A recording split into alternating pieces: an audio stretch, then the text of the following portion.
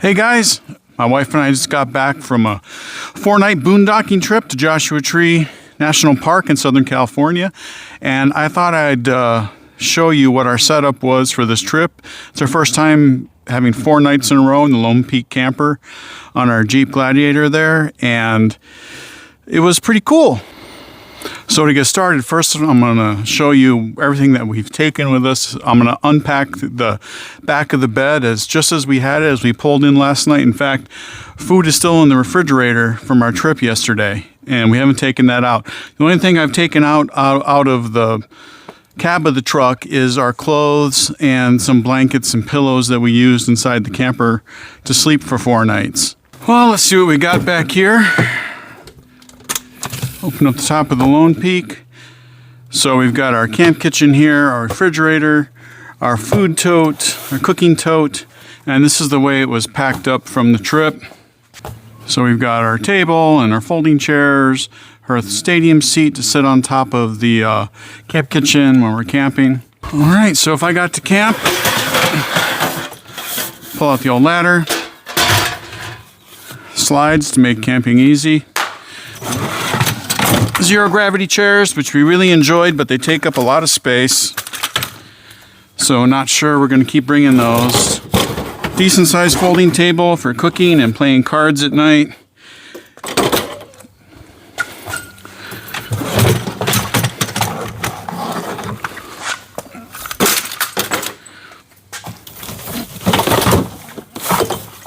This is my Ryobi standing light for camping, which is huge, and we never even used it. We got into camp late enough each night that we were ready, once it got dark, because the days are getting longer, we were already kind of ready for bed and just went inside the camper. So we ended up not even using it. And so maybe I won't bring it next time when the days are this long. I have my extra tent poles if we put the awning out. The awning has 4 or 5 poles, but this has 3 more poles so that I have support completely around the 360 or the 270 awning. Didn't use those either because we never put the awning out because it was too windy every night, or we got to camp too late when the sun wasn't high and it wasn't worth putting it out, so we never even used that. So before I bring you inside and show you how we lived in it for 4 nights, I'm going to pop the top up of the Lonepeak.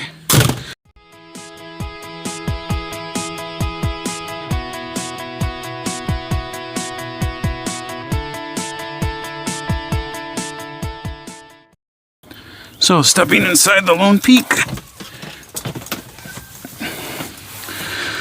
there's our bed platform. I'm going to push that up out of the way so we can stand up.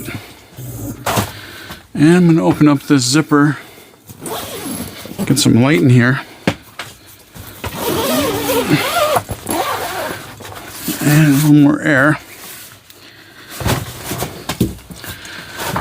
All right, so now you can see how we just have everything kind of thrown in here right now. There's my diesel heater and roto packs carried in that tote to keep everything, if I have a spill, at least contained. So we'll get that out of here in a second. So when we get into the camp, we're gonna first take this out.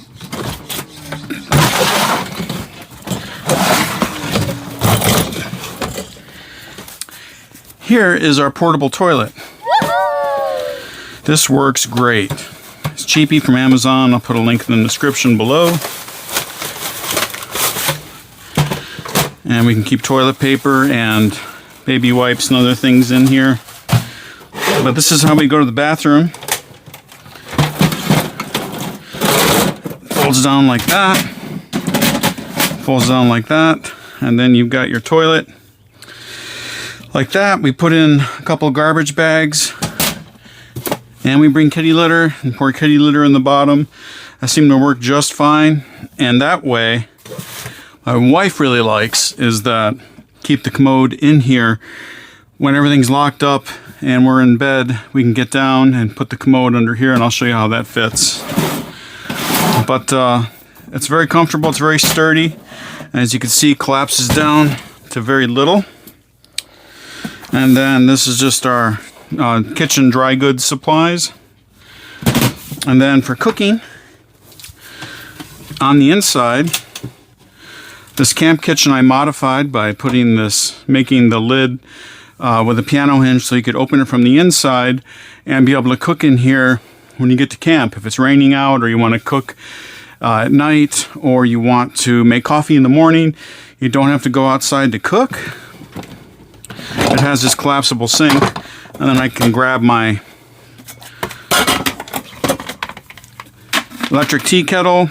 We also have an electric hot plate, all run off our lithium battery setup.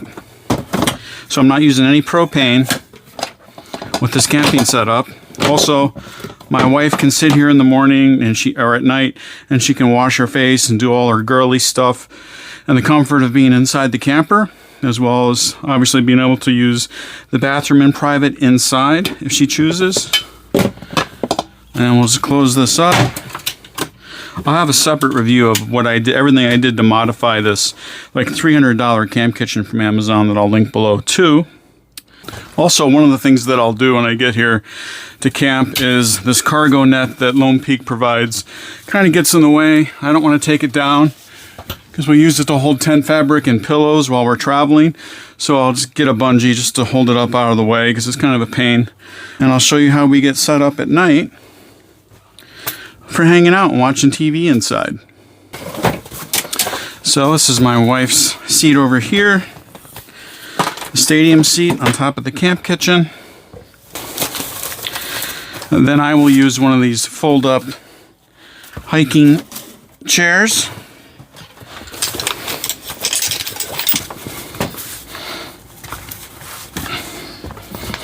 That's my seat for hanging out inside at night. So at night, we'll just take the toilet, we'll put it up there. All of our pillows that are too big to fit with this up, we'll pile up over here. So pretend there's some pillows over there. And then my chair will be on this side, like that. And then this is how we kind of hang out at night. There's her chair, there's my chair. So because I haven't built out any shelves yet or anything, I have plenty of room to stretch out my legs like that. My wife has plenty of room to stretch out her legs across here too if she wants. And that's kind of the bonus of not having this all built out yet. Then let's pretend that she went to bed and I still want to stay up and watch TV. I can still do that. So here's me watching TV at night, for example. We got the commode down here in the nighttime position. I can still stretch out my legs. And the bed is down here in the sleeping position, and my wife could be up there asleep while I'm down here hanging out. Or I could make food or coffee or whatever I want to do down here. So that's worked out pretty well at night. Let me show you what it's like shutting the doors and everything from the inside at night and being able to lock yourself in here.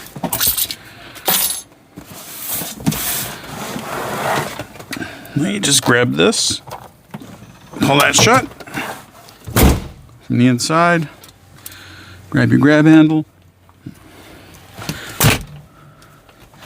and then you're in here for the night. Locked in, and you can do that so no one can open the latches. And then you want to get out, you just pull that and push, and you're back out. Some of you may have questions about the power setup, and we'll just do a quick and dirty overview. This is all still plugged in from the trip. Got my 12-volt cigarette lighter adapter for the fridge plugged in there. Below that, I have the power for the water pump for the 10-gallon Lonepeak water tank. And below that, I have the 12-volt power to go to the Lonepeak juice box. So everything inside here, and this is for Starlink. So everything inside here is running. As you can see right now, I'm getting 200 watts of solar sitting here. And I'm using 144 watts. These Lonepeak lights, I have 3 of the light systems on right now. Take a lot of juice. when they're all on, especially in the white mode. But anyhow, I did install a solar disconnect over here because Lonepeak doesn't provide that. I got the 500 watt overkill solar panel system from them, and they only supply it to this connection point right here, which, you know, if you did want to disconnect that and that would technically be a disconnect. But these are my wires. I ran from there, and I wanted a breaker style disconnect that was always accessible whether the bed was up or down, because this is not accessible when the bed is in the down position.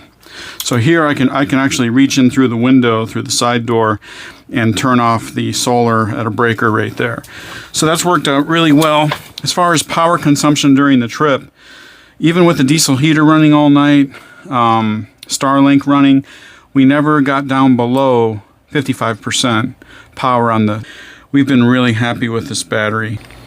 It's that Aferiy 2 kilowatt unit. I'll put a link in the description for that below as well. But as you can see, I've just got a fast and dirty hookup to tie it down to the tie down points on each corner with those ratchet straps. It's not moved an inch. This is actually the stone foam container that it shipped in inside the shipping box, and I've been on some trails and doing a lot of washboard roads and rocks and stuff, and it hasn't missed a beat. It's protected it well. So probably I think what I'm going to do is build a shelf to go all the way across to protect all that stuff and add some storage where I can tuck everything away and finally get all these wires maybe put where they need to go. And you can hate on me for the mess all you want. I really don't care. This is real life. This is how we use it to get started here. And I don't want to build anything till I'm really sure and make everything permanent until we really like how it's working in the field. So let's talk a little bit now about the Lonepeak. This is not a full review of all this stuff, but just the quick overview. 10-gallon tank, water pump. There's a power button down here underneath for the tank. We brought 11 gallons of water with us. We had 8 gallons in here of the 10-gallon capacity, and we had 3 gallons inside the truck. And we have down to about here, you can just about see that water line. So 4 nights of camping, washing up. We took showers one night, and we took showers the day we left in the morning. And this drove all day, so it wasn't really a shower night when we got there. And then it was cool. It was cool the whole time we're there. The one day we got warm was when we went hiking. And so on that night we took showers, and I'll go through the shower system with you in a minute. But this worked out really well. Left drinking water, brushing our teeth, washing our faces, cleaning up with baby wipes. Everything that we needed to do stayed really clean. And by the way, this did not create any odors inside the camper whatsoever. This was really great. So let's show you how the rest of the water system works. So when you get the water system, by default, Lonepeak installs this unit over here so it faces out the tailgate as a default. But that didn't really work for us because we want to be able to use water from the inside as well and have the hose accessible on the inside. So I moved it over here, midships. And I'll just turn this valve on here. You can hear the pump filling up and priming the hose. This hose is provided by Lonepeak when you buy the tank. And there's nice brass hardware on the hose, which I really appreciate, and 2 shutoffs. That one shut off there, and then one shut off here. They did come with a plastic one of these sprayers, which I replaced with a metal one. I dropped it on the ground and it cracked right away. So, and I feel better drinking through water, through metal anyhow, than plastic at the hose end. So that valve's on. And then this valve is on.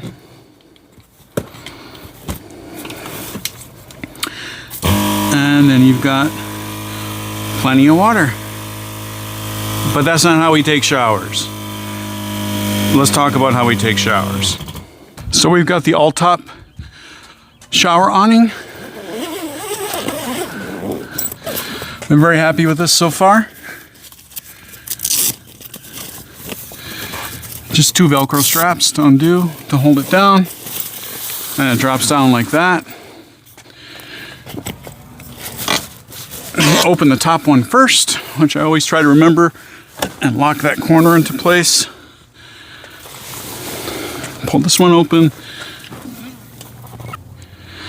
All right, so there's the shower room or privacy stall or porta-john deployed, and you can raise or lower the corners for the height of the ground that you're over, especially if it's uneven, all the way around, so that's cool. It does have a roof that folds out and covers this up if you want it. It also has an LED light bar inside.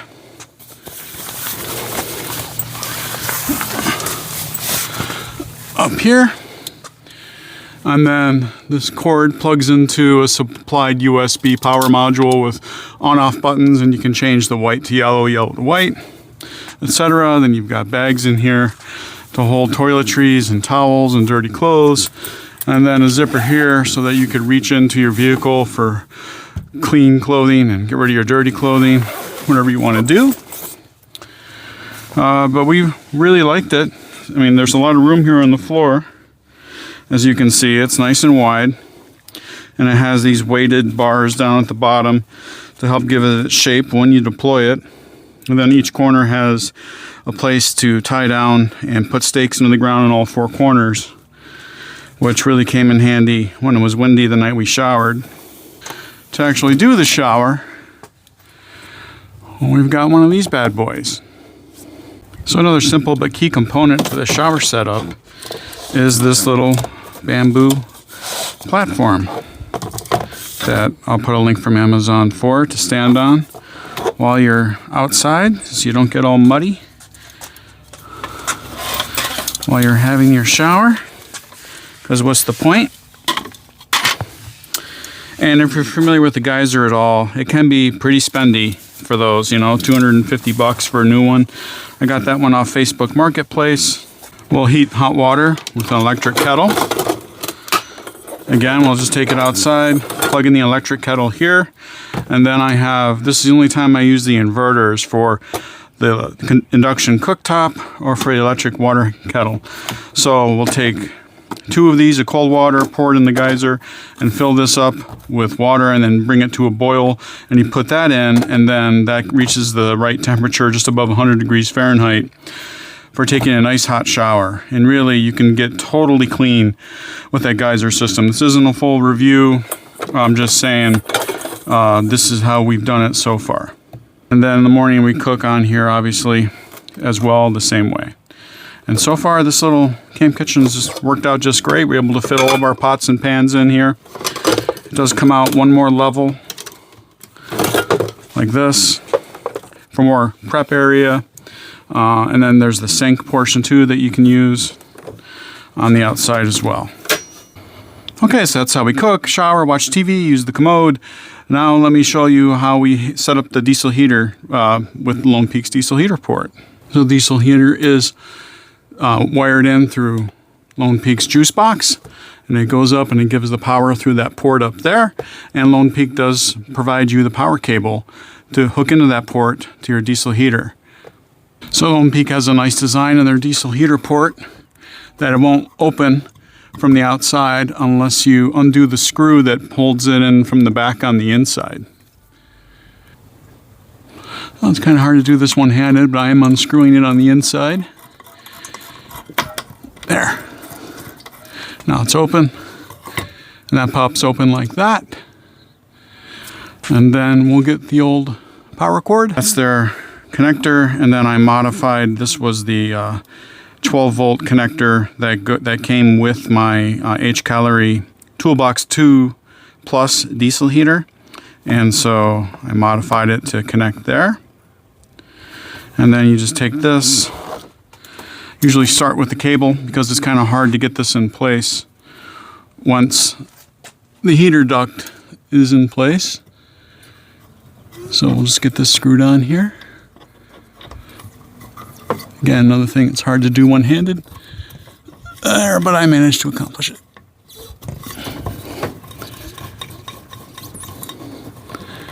And that's ready to plug in. Tyler from Upper Left Adventures YouTube channel, and I'll link his Etsy store below, he makes these 3D printed hanger hooks to go into the T-slots on the side of the Lonepeak camper. He has a million things for the Lonepeak camper. You should really check out his Etsy store and his YouTube channel. Great guy, lots of great ideas.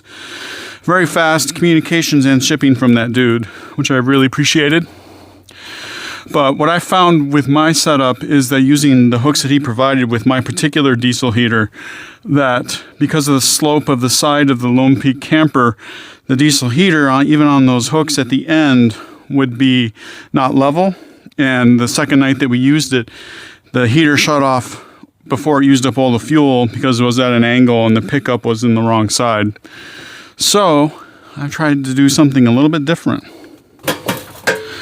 So what I found works well is I bought an extra awning mount from Lonepeak, and then I have this old mount for crossbars for my 270 awning that I no longer use because on the other side I mount directly to the T-slots. So I decided that I would hang my diesel heater off this and not have to have it on the ground with a huge long hose going into here or off the tire. So this gets it as close as it can reasonably be.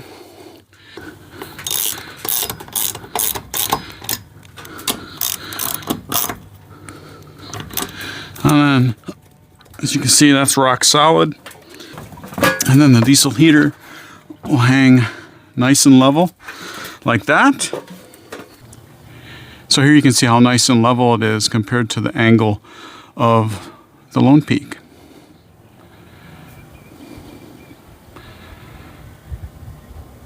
And I'll make use of the slots here and just use this hose clamp and wrap it around here and tighten it up and tighten it down so that it can't slide off the end during the night, no windstorm or anything. Using this little automotive air filter to get rid of the long take up for the intake. And then we've got Tyler's adapter for the hose. And you can buy different size adapters on his site for depending on what kind of hose you've got that came with your diesel heater.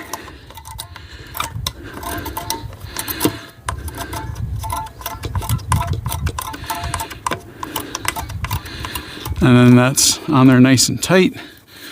Not going to come off. And then you can see you have a nice, really short run from there to there, and it's completely level. And of course, the exhaust port, just goes on like that. And then you can have it pointing any way you want. And I use that to keep it tight in place. And that's how the diesel heater would work. So I'll just pull this up around here and then plug it in there. And then we're ready to go. The other good thing about this HCalory heater is I like the Plus model because it does come with this fob that has a CO2 sensor and also a thermostat so that you can keep it inside and set it to, let's say, 65 and put it down somewhere, and it'll automatically turn on and off to keep it at 65 degrees if you choose that setting. Or you can go full manual and put it in any setting you want. But I think this has worked out really good. The first night, we only used it one night up at, when we went to Joshua Tree. The first night we actually got close and decided to camp up in the mountain at Big Bear Lake on a Forest Service road. I'll drop pins below for everywhere that we boondocked. But the first night we needed it, and we were glad to have it because it got cold. It got down to the low 40s. So it was nice and toasty in here in no time. So guys, there you have it. That's a quick and dirty kind of overview of the whole camping setup. And I know that there's lots of different ways to do this, and I'd love your suggestions for anything that I've done down here. Oh, wait, squirrel. There's a turkey walking right by me as we're talking. A little bonus wildlife action. Anyhow, if you like these ideas, that's awesome. If you have better ideas, please share them with me. This is a work in progress. I'm by no means any type of expert on this stuff, as you can tell. And now someone has to go clean up this mess. Honey, you want to come clean up the camper for me? She won't. Hey, I appreciate you guys for watching. We'll see you next time. Here's a little bonus footage for the OCD disorganization haters. Oh no! Everything's not put away. Everything's disorganized. Where are all your tools? Believe it or not, I know where all that junk is in there.